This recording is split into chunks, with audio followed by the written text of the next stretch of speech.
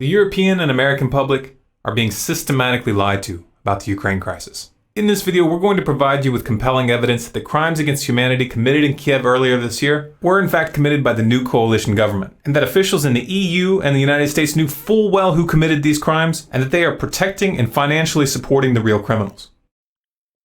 On February 20th of 2013, the world was shocked by video footage of snipers firing on protesters in Kiev, Ukraine. 21 people were murdered, and it was widely assumed that President Viktor Yanukovych and his supporters were behind the attacks. However, a phone conversation between EU Foreign Policy Chief Cathy Ashton and Estonia's Foreign Minister Urmas Paet, which was leaked to the public on March 5th, reveals that the snipers were actually from the new coalition government, and that Western diplomats knew this and covered it up. Yeah. So that he has some sort of, how to say, trust among all these Maidan people and civil society. And second, what was quite disturbing, the same Olga told that, well, all the evidence shows that people who were killed by snipers from both sides, among policemen and people from the streets, that they were the same snipers killing people from both sides. Well, that's.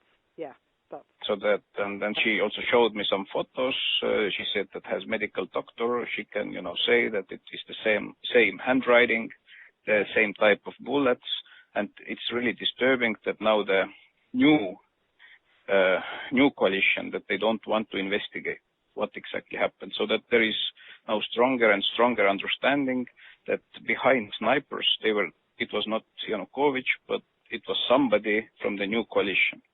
For some reason, the US media didn't think that little detail was worth covering.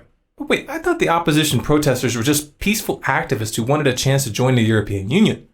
Well, yeah, that's the official narrative that the US media outlets are peddling. But the real story is far more ominous. It turns out that the most powerful and influential contingent in the opposition is a coalition of literal fascists and neo-Nazis. And they aren't peaceful. In fact, they're extremely brutal.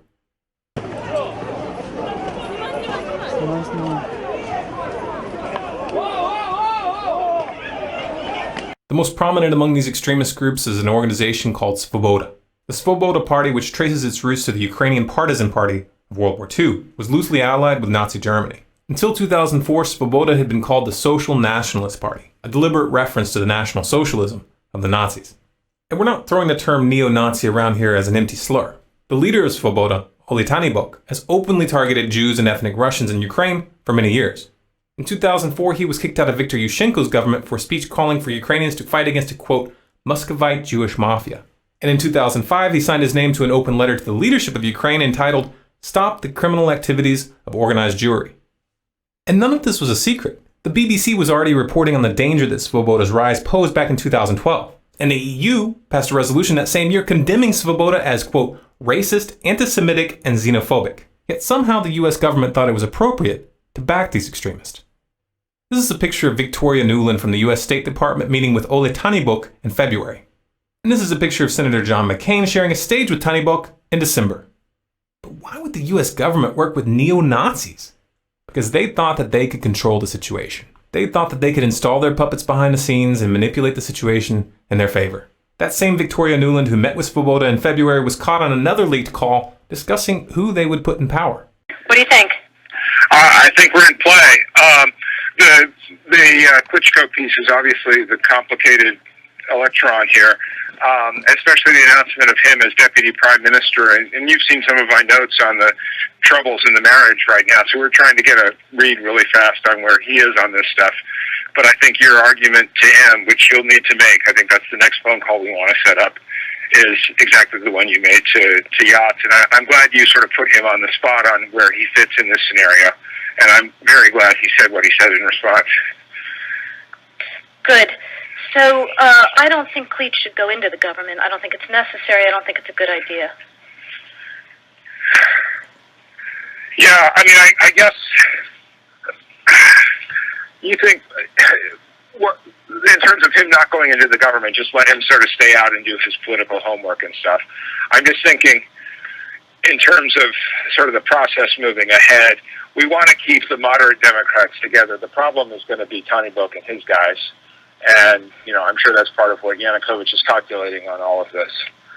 I I think Yats is the guy who's got the economic experience, the governing experience. He's the guy, what he needs is Cleach and Tony Book on the outside. He needs to be talking to them 4 times a week, I just think Cleach going in, he's going to be at that level working for Yatsenyuk. It's just not going to work. Yeah, no, I think that's right. Okay.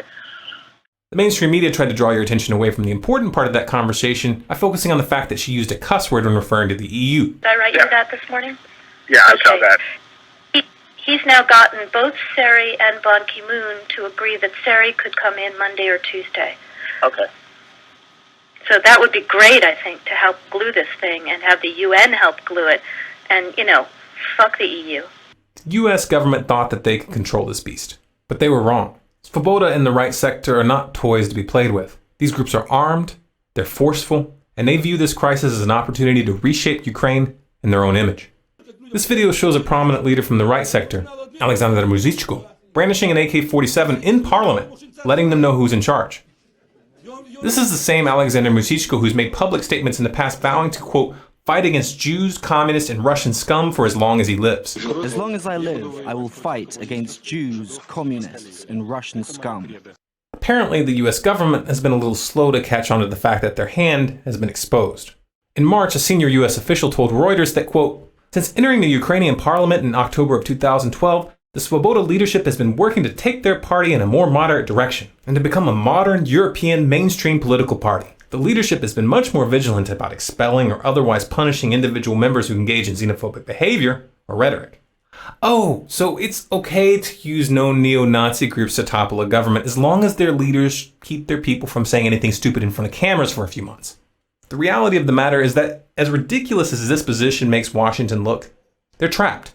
They can't deny that Svoboda and right sector are running the coalition government when Svoboda holds 5 senior posts, including the deputy prime minister position. And the right sector's Dmitry Yarosh is now the country's deputy secretary of national security. But what about that dramatic video, I Am Ukrainian, that went viral as the crisis was unfolding? It was so compelling, so heart-wrenching. Yeah, but who made it? A whisper to a roar. Who are these people? Oh look, a link in the description. Let's click it. They have a website. And a behind-the-scenes section. Oh, it lists the filmmakers. Who's this here? Larry Diamond, inspiration and executive producer. He's also a member of the Council on Foreign Relations and the National Endowment for Democracy. And he's an advisor for the U.S. State Department. You know the funny thing about the National Endowment for Democracy? Is that even though they call themselves an NGO, they get virtually all of their money from the U.S. federal government. You can easily verify this by downloading their annual financial disclosures. I'm sure it's just a coincidence that the NED has been pouring massive amounts of money into Ukraine to, quote, strengthen democracy and civil society. That sounds nice, doesn't it? Democracy, civil society. Of course, by now you've realized that when they talk about spreading democracy, what they really mean is regime change. And they are willing to work with the most despicable elements when it's expedient. This is exactly the same game as they played in Syria.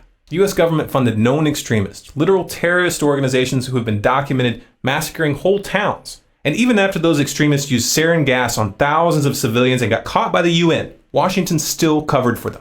Even to this day, they are still funding those murderers. They are still training them, and they are still sending them weapons. There's a word for that. State-backed terrorism. But the situation in Ukraine didn't unfold as planned. The Parliament of Crimea in the south of Ukraine voted to secede, and they're putting the decision up for a public referendum on March 16th. The US government claims that this referendum is unconstitutional and says that they won't recognize Crimea's decision as legitimate regardless of the outcome. So a foreign-backed neo-Nazi coup which takes control of the government without a vote is constitutional, but a declaration of independence placed to a general vote is not? Seriously, that's the best you guys can do? Who writes these scripts?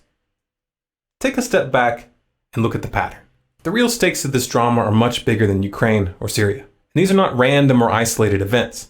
We are witnessing the final stages of a geopolitical chess game that is designed to end in war.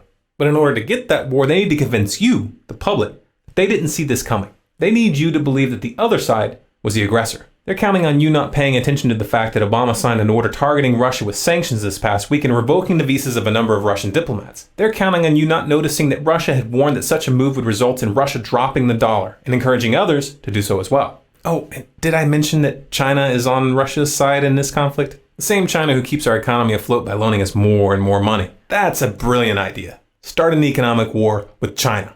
These people are counting on you to be too naive to realize that economic warfare invites physical warfare. They're playing chicken with your children's future, and they think you're too stupid to connect the dots.